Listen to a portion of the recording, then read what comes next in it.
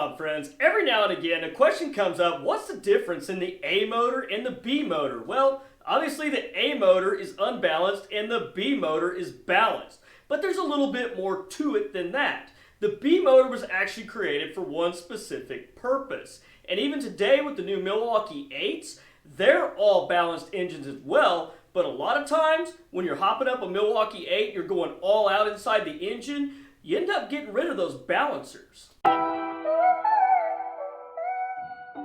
So when it comes to the B motor, when the twin cam originally came out, you had one more year of the Evolution engine in the Softails.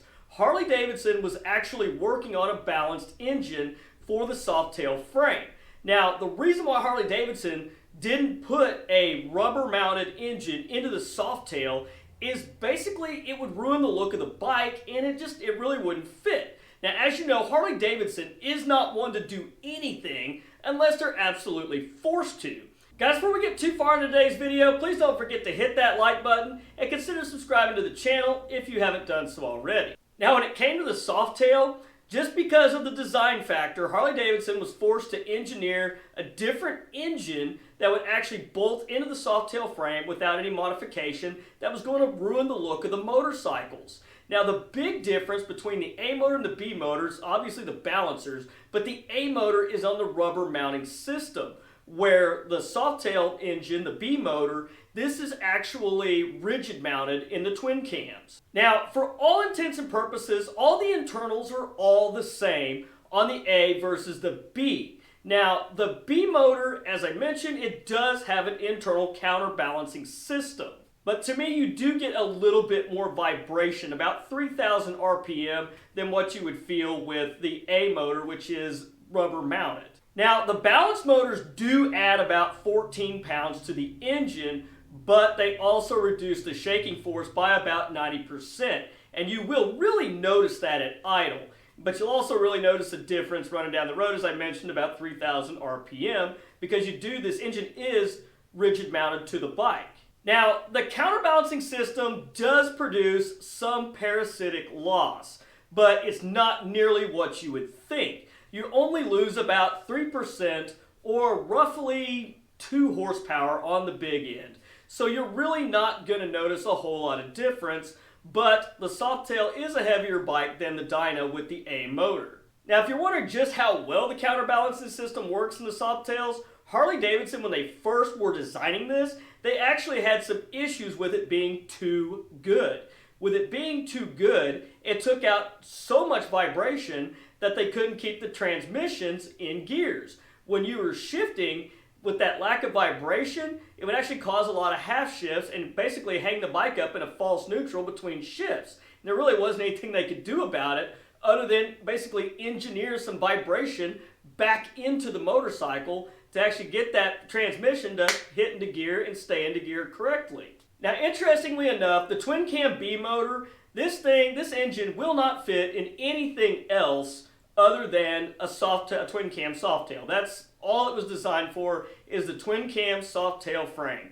But if you wanted to, you can take a twin cam engine and actually mount it into a Softail frame from the Evo era.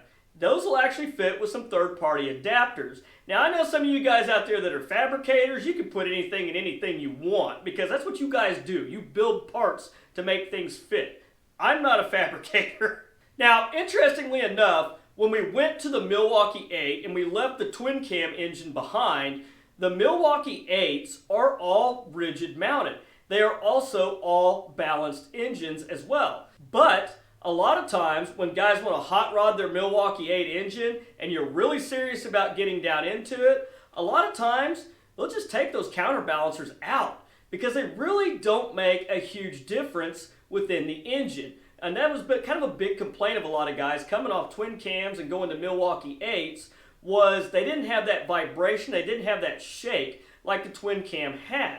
What vibration and the shake that the Milwaukee 8 has, if you really pay attention, you've been around Harley-Davidson a long time, you can tell it's a very engineered in feeling. It's not just raw and natural like you're used to with Harley-Davidsons in years past. But by taking out the counterbalancers out of the engine, it really puts that raw vibration and shake back in it. And not only that, it's not like overwhelmingly bad, but you also reduce weight and moving parts within the engine. So it's kind of a win-win, especially if you're going for something where you put some more power in it, you get a little more weight out of it, and you get a little better feel out of the bike back. But when it comes to the twin cam A motor and the twin cam B motor, the cases are different, obviously, and the mounting points are different.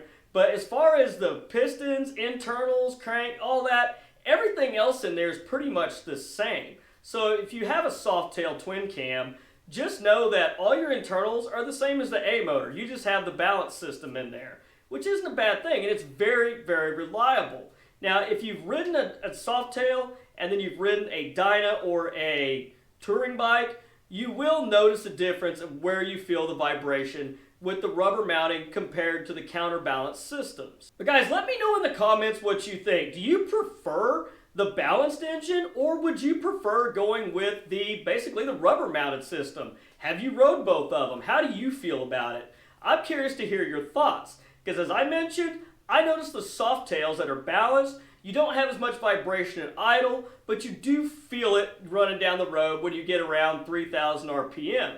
Now, the rubber mounted bikes, they look like a paint shaker sitting there idling, but once you let the clutch out and you get going down the road, it really is incredible how smooth these bikes are running down the road. So for sure when it comes to Softail motorcycles with the B engine, I know there's more internal parts in there, more things that could potentially go wrong, but the balancer system in those Softails in the twin cams, it has proved to be pretty much infinitely reliable. Really haven't seen any issues out of that system. It's actually pretty dang good. But keep in mind, as I mentioned, it does add some weight to the engine, roughly about 14 pounds. Now, obviously, Softail's always been heavier than the Dyna, and the touring bike, well, quite obviously, has been much heavier than the Softail. But you are carrying around an extra 14 pounds, and you do technically lose about 2 horsepower on the big end, but honestly, it's nothing you're ever really going to notice. But anyhow, guys, if you were curious about the difference between the Softail's B motor and the rubber-mounted A motor, that's all it is, just counterbalancer. Cases are a little different, but internals are the same. And yes, even the Milwaukee 8 being a balanced motor, we usually pull those out when you're doing some serious hot rod upgrades, when you really get down deep into the motor. But once again, no worries on a B model when it comes to the Softail. More moving parts, yes, but is it a problem? Hadn't really seen a lot of problems with it ever, honestly, myself, nor have I really heard of any. But anyhow, guys, that's all I've got for you this week. Please don't forget, if you enjoyed the video, don't forget to hit that like button and consider subscribing to the channel. But anyhow, guys, until next week, you stay safe on the street, ride smart, dodge those cars, and I'll catch you guys back here next week with a brand new video. Thanks for watching.